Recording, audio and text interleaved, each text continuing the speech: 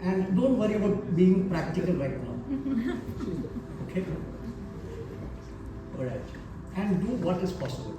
Because the context of modernity is fundamentally anti-life and anti-child. Because our default setting is to lie. Am I right? But the experience is life. So the default setting is to lie.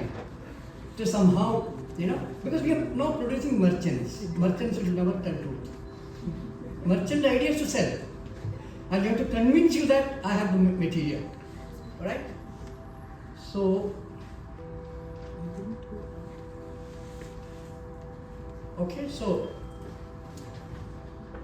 creativity. There are two paradigms of creativity. Paradigm number one, creativity as out of the box thinking. You've heard of this, Out of the box? Right. So, can you tell me what is the color of sky? Fast. Depends on the time of day. Okay. What is the color of leaf? Depends on the time of day. Okay, it's alright. Now, take a look at this picture. I take you through an experience, okay? Take a look at this picture. Right? Next one. Sorry? So, where did your eye go first? The return matter? All of it, no? And it stayed there for quite some time. Yeah. So, in the next slide, see how the eye functions. Okay? Is there a difference in the way the eye functions? Okay. Change it. Now, so what has happened is that from perceiving the whole, we have perceived a focused and a linear attention. Understand? And so now keep telling the name, okay? Blue, red, black, white, yellow. Now continue the same thing, huh? Name the color. Don't read. Green, white, yellow, blue, black, red. Now, so what you now experience is what I call as cognitive dissonance. The dissonance between how the body functions and how the mind functions. Understand? So there is a conflict between the reading mind and the experiencing body. You get it? No? Okay, so this is how it happens. Mind engages with the text, so there is a conflict between body and mind, and this is how the mind dominates the body. And seeing demands more effort than reading. Correct, no? Yeah. Right? Now, take a look at this. Bangalore, imagine you are right now in Bangalore. Imagine traveling to Delhi. Now come back. Right? So, for how did you take a vertical travel or a? No? Did you go up and come down? Yes. Okay. So we are actually trapped in a two-dimensional realm. Understand? Now, some more interesting experiences. Take a look at this. Right? Right?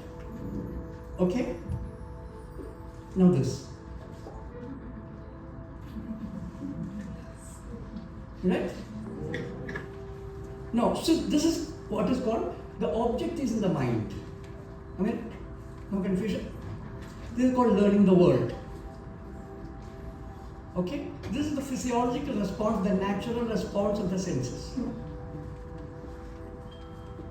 Right? Now this.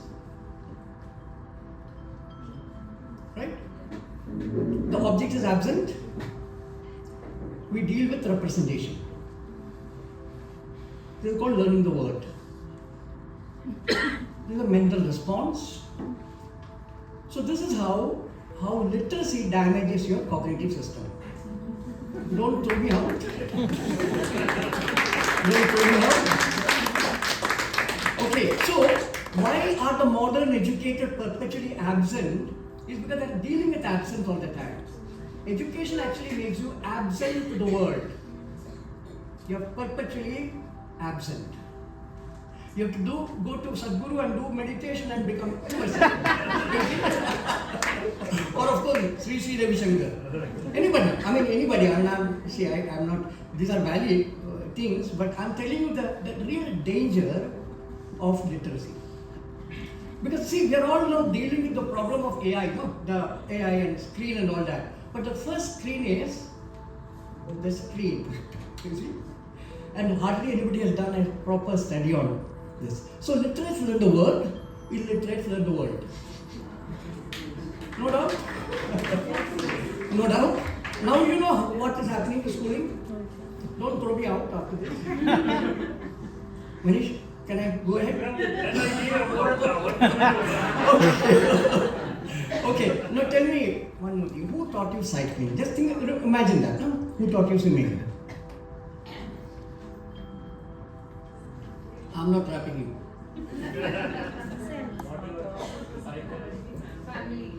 Tell me. Now somebody, you will always say, some brother, somebody like that, some coach, am I right? Okay. Now please listen to this carefully. If it is a cycle that teaches you how to cycle. It is the water that teaches you how to swim. Am I right? Think about it very carefully. Because this learning is a biological process. This has been completely converted into a completely distorted process called reading. You see? And then you create what I call as knowledge delusion. Not only that, it creates arrogant people. The problem is not with the school. The problem is the very idea of learning is an egoistic process. Do you breathe? No, it happens to you. It happens to you. See, none of your senses have any choice. Your senses are choiceless. No, cognition is a choiceless activity. You see? Now, I talk about paradigm number 2, where creativity is before you got into the box. You see? So, alright? So if you really want to understand what is natural cognition, what is really learning, you have to go through a complete redefinition of all the words that you have been using, including creativity. Okay? All these words are trapped within the modern paradigm, appropriated, distorted, and we are all living in that distorted idea of everything actually. Not even one word that you're using is the way how life functions. Learning, knowledge creation. Because see, knowledge creation, have we ever encountered this idea of knowledge creation in our whole schooling paradigm? No, never. Why? Our assumption is that somebody will create and we will consume it. So schools are more like ration shops, rationing knowledge, which the West produces. See, not one university in this country produces knowledge. Please understand this. Not one. The whole world is running in the software of Western thought. Please understand this. And we are now planning to become Vishwa Gurus, you see. So all these words are very, very important. Extremely important to understand what is inference, what is abstraction. So my journey, I'm not going too much into this. You must have understood a little bit, So I have done all this. They have told me only 15 minutes. I'm jumping. Okay, so you can look at my, you can, jinankb.in is a thing that you can look at, you will find. Or just Google me, you will find lots of websites and, everywhere I keep writing. Even though I understood everything after I stopped reading completely. Yes. So in 1991, I quit reading 100% because I was living with illiterate people. And I found that the way they look after children, the way we look after children are entirely different. There is no looking after. Alright? See, I am bringing in this idea that there is something called existential, freedom. A freedom that exists. But no, there is no word for freedom, but it exists. We have freedom, the word, and we have to give it in installments. You understand? So that freedom is that freedom that life gives. And so there is a completely different paradigm that I found. See, why we don't find it is because throughout our education we are told we are developing, we are progressing. So our job is to go to the rural tribal people and convert them. So thank God, something in me made me realize, no, I need conversion. They are perfectly fine. Now, this is the same case with children. Let me tell you this. It's an arrogance to think that you can even teach children. With their life, you have been taken out of life. I'm sorry, I have to say this. I have to say this. So these kind of questions started, See, I actually did engineering, I went there, not studied, right? And luckily they threw me out in third year. And that was a time when I really encountered this question that, why are we studying at all? Because, see, I found nobody was interested. Everybody gets 95%, but no commitment to knowledge. No, absolutely no. That's when I really started encountering this. Why are we wasting our time? Shouldn't we at least know what is knowledge? So it's a journey that started in 91. I had decided never to work in my life. No work, no 9-to-5 job, never. So I'm not against literacy and digital tools. Please understand this. Because people keep telling me that then what do we do and all that. No, I'm not against. They are tools. But what happens is that our brain, especially in childhood, is absolutely pliable. What you experience is what will make you. If you experience being taught, your brain will shape, your autonomy will be changed, and your neural network will completely change. The wiring will happen when you read. It's the reading-based cognitive process that will happen to you. Understand? Now, this distortion is something that nobody has. I already started. Don't show me the clock. So, creativity in process-oriented cultures, learning from the illiterates. This is what jugaad. We now celebrate this word, no? Jugaad. MBA वाले बोलते रहता ना जुगाड़. वही लाया अभी. So this is jugaad. It's a fantastic thing. These are not activism. Please understand. None of this is activism. This is the way life is. Right? In two contexts. One person is drying his clay. Other person, is removing. That. Yeah. Everywhere in rural area you find this. Sorry, problem with my tongue. See, plastic being used, but no activism. Please understand this. Our problem is we are activists. It has to be life without any ego coming in the way. And waste. There was some interesting thing about waste. See, there is no waste in indigenous communities. There is no word called waste in indigenous communities because nature has no waste. And do you know what we do to children? We teach them by keeping a waste paper basket. Just that word is good enough to teach children that now there exists waste. So boredom is another word that is getting celebrated by the Westerners. Please keep away from them. Boredom is a distortion of experience. They are celebrating it as if that is what children should be bored because then they can be creative. No, not at all. These are absolutely wrong idea they are promoting. So, I'll run, don't worry. I'll finish off fast. Creativity is biological response. It's not a skill. It is not talent. It is responding to the unknown, and that is what continuously all living beings are doing. All living beings are being spontaneous and responding to the unknown. And the condition is that you have to be realm of unknown, no teaching, and cognitive autonomy. So I have been documenting children from 93 onwards. Whatever children do in the rural tribal area and also in the urban areas, I have been just documenting. Because I realized that I cannot talk to a literate without an image because he will make up his own story. So in order to deal with the literates, I began to document everything that I observe. Because then you cannot think something else. I'm showing you. This is what children do spontaneously. Right? A book is given, they convert that into a house.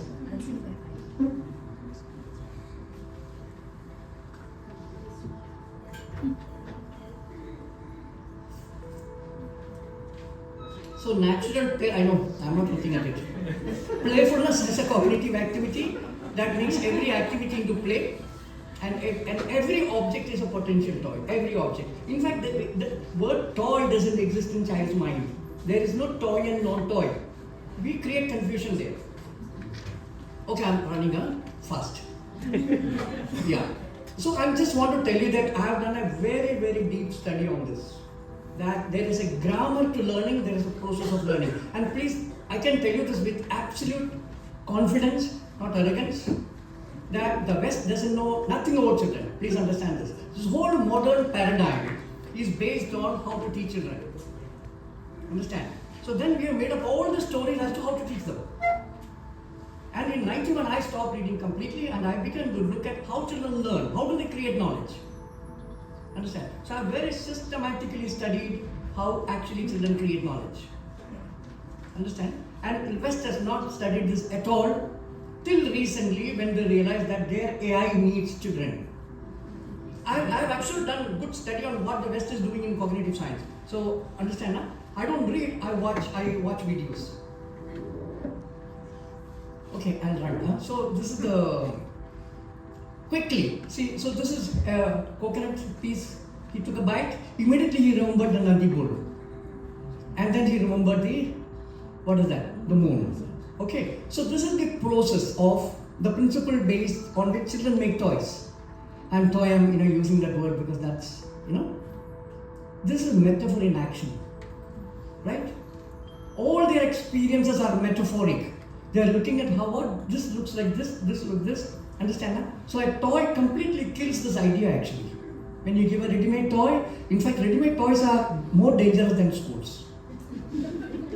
Yeah, a child sees somebody playing flute and he immediately first starts playing, then that becomes a balloon, then that becomes a walking stick, a gun. So many ways. This is actually something that happened. Somebody told me. She saw this, Body as toy, nature as toy. I'm sure you've seen all this,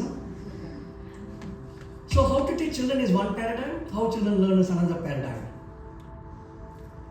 Alright? Manish, I'm running faster. So this is box. Understand? Is a teaching paradigm, that is the box. Right? So reimagining schools is a very, very important thing. I ran 3 years a school near Pune. Reimagining schools. Third year they threw me out. After the third year.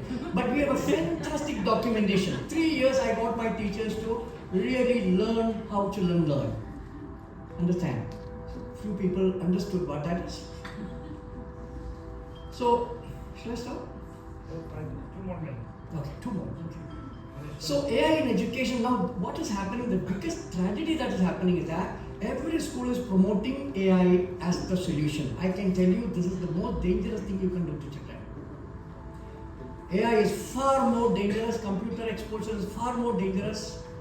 You are destroying the whole humanity with that process. We have already destroyed true literacy, but this will be, there is no way you can escape it. I can tell you this. Anytime, if you are interested, you should see, I attend some of my workshops, right? I do something called Do Nothing Parenting Workshop. We have few parents here who have been part of that. Systematically documenting children, because this needs a very collaborative effort. In a 100% collaborative effort to really understand what children are all about. So we are doing that. Who is interested, they can become part of that. So the school was fantastic. Books were used for this only. Nobody wasted time on reading. And thank God, these children's books are hard and you can actually use it as a play material, Alright? So the thing is, when you reimagine a school, you must understand that you have to create an environment for their awakening. At the same time realizing that you are going to damage the child and your process is to learn from the child. So it's a dual challenge, that how do we become so sensitive that we know that we need to step out. But without their knowing, we need to create an environment where their awakening happens. There are only 2 things that are happening, awakening or conditioning. Awakening is awakening to what nature has given you. Conditioning is what modern humans have invented.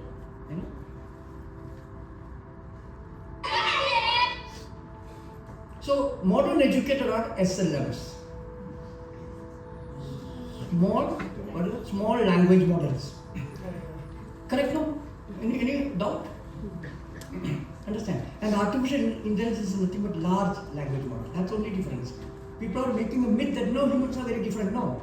Modern humans are no different from computer because your whole process has been computational. Even art has been turned into a mental idea. You see? So homes also need to be reimagined. Bring the kitchen down, take away toys,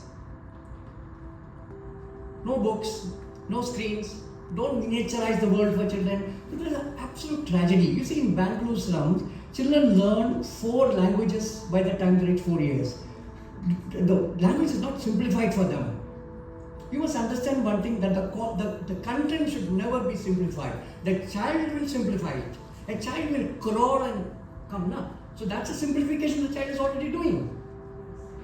But the content should never be simplified for children. So in case you are so obsessed with reading, then read Tagore or read Premchand. Don't write these silly books for children. I can tell you how silly that we have become. And also this television channels that they bring out, my God. What are they called? I don't even know.